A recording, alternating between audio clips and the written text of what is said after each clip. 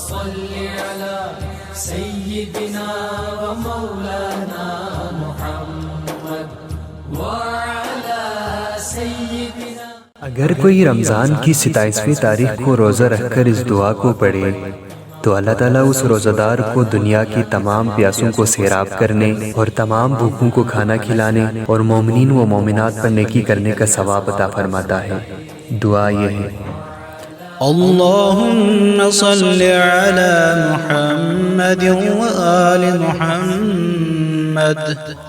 अल्लाहुम्मा वफ़्फ़िर हज़्ज़ी फ़ीहि मिन नवाफ़िल व अक्रिमनी फ़ीहि बिइहज़ारिल अहरार मिनल मसाइल वक़र्रिब वसीलती इलैक मिन बैनिल वसाइल या मन ला यशग़लुहु इल्हाहुल मुल्हीन बिरहमतिक या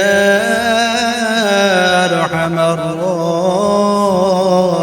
राहिमीन।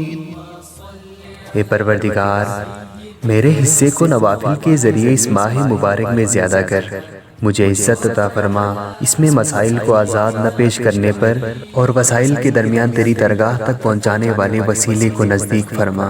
ए गिरिया वजारी करने वालों के रोने से मशगूल न रहने वाले, ए सबसे ज़्यादा रहम वाले, तेरी रहमत का वास्ता।